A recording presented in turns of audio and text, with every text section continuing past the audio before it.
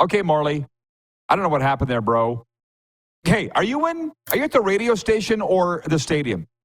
I am at Commonwealth Stadium, sitting in our booth watching the Elks practice right now. That's what I thought. Been there many times. Isn't yours? No, it's Calgary where the guys got the peanuts in the home booth, not Edmonton. Anyways, Morley, how's life? It's good. Man, the Elks won a football game. They haven't done a lot of that in the last 4 years or so. So everybody's in a good mood in Edmonton right now if you're a football fan. So, yeah, it's going pretty well. Now they got to stack them, as they say. Yeah, well, you are favored. Elks favored against BC. Did you ever think there'd be a game the Elks are favored going into? Yeah, that is a bit of a surprise. They've been favored a couple of times this year, though, and haven't won games. So we'll see. I know, obviously, BC's without Vernon Adams Jr., so that's a big loss for them. Jake Dolegala is going to get the start. Elks, Trey Ford's come in, and he's been that spark. He's had that little magic that everybody hoped he would have. He came in for the last quarter of the game against Hamilton, then started in Regina. In those 5 quarters, he's engineered 62 points. So that's and it could be more. They missed a couple of 2-point converts against Hamilton. So he's come in and he's done everything everybody expected him to do, and then some. It's funny you say that. I feel like Dolegala's done the same thing when he was with Sask. I'm a Jake Dolegala fan. 6'8". He's got the experience behind him. My guess is, even though all this stuff's been thrown at the Elks coaching staff, Darius Jackson, Jason Shivers, they're football guys. Shivers especially is not going to overlook Dolegala. And he would know him pretty good, too, I guess. They were on the same team last year. Yeah, he knows him very well. I went up against him in practice a lot and saw him play a lot, in Saskatchewan. He started, 8 or 9 games last year when Trevor Harris was injured. Yeah. So he's got experience, but he's got to be rusty coming out of this one. He hasn't played much, coming into this game this year because Vernon Adams has been healthy and has been so good this year. Obviously, he's, when he got hurt, he was the odds-on favorite for the MOP, right? So he's got big shoes to fill. The Elks played him last year in Regina and beat him, so I don't know if that matters or not, but they've got that on their side as they go into this game. Yeah. Well, I'm sorry to say, but I've got BC picked to win because I just really like Jake Dolegala. It's not like I don't like you, Morley. But listen, you've been in Edmonton. That, I know you're an original Eastern guy, but how long have you been in Edmonton? Since the 80s, got my first job in Edmonton in the 80s at the University of Alberta. Actually, I was volunteering at CJSR for a couple of years, and then went out to work in St. Paul, Prince Albert, Saskatchewan for a couple of years, and then came back to Edmonton, and have been here since 87, I guess it is. So yeah, long time.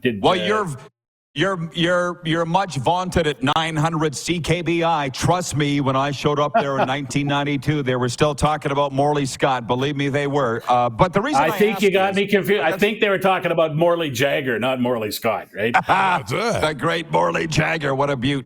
But I got to say, the reason I bring that up is you've been in Edmonton a long time, and all my Edmonton people, and I got a great friends there, as you know, they're all saying that all it's going to take is for the Elks to win, and people will come back.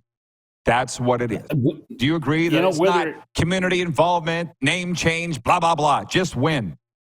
To a certain extent, that's it. I mean, winning cures everything on the field and off the field to a certain extent in pro sports, right? And it's been awful here for the fans the last couple of years. I mean, they've got 12 wins since the league came back from COVID. 12 wins, right?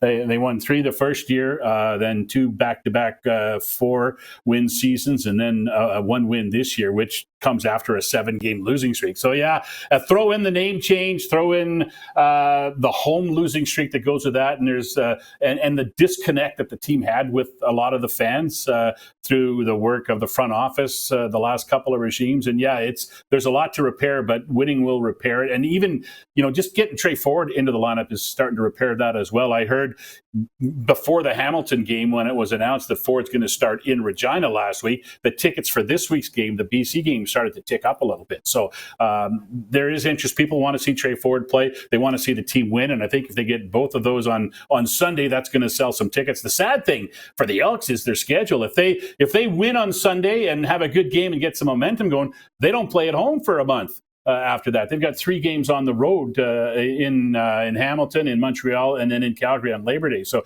after Sunday, their next home game's not until the Labor Day rematch. Well, it's nice to hear a little pep in your step and a little perk in your voice because, Morley, let's be honest. I don't know about you, but I'll say this. I would call the games for free. That's not where the work is. It's the damn post-game show. And I've told you. Oh, the post-game shows. Oh, the post-game shows are killers. And I will say, talking to some of the players, but we talk to different players every postgame. But through that, a lot of that, we talked to Chris Jones after every postgame show, and I will give Chris Jones credit. He stood in there, he answered the questions, he gave good explanations for things, and said it over and over and over and over again. And he was very good to us in the booth. There's no doubt about that. I think the change was probably due to be made just because of all the losses and what was going on. But the postgame shows, the games are fun. The postgame shows are a grind, I'll tell you that. That's where you get paid. Because I listen all the time, and games where I thought he would blow his stack on you, he was really measured, and people have said, Jones is mellowed up there. Yeah, I think every post game show in the commercial break between the game and the post game show, I look at Dave Campbell and I go, "Could this be the night? You think it's going to happen this night?" Because and even this year, like when the losses were so close, right? The 3 straight walk-off field goals and everything was so close, but he was a gentleman and a scholar to the very end. I thank him for that. I thank him for that for sure. That's why I like Jones. I mean, if anybody really knew, and you might know him better than I do because you've been around him a long time, but I should tell you this, your former sideline guy, David Bowles, we're very close friends, right? So the one time I was listening to an interview, and he says, "Coach," he's hilarious, man. He's one of the funniest guys I know. And he's like, "Coach, what'd you see out there?" And Jones turns, "I don't know. What'd you see out there?"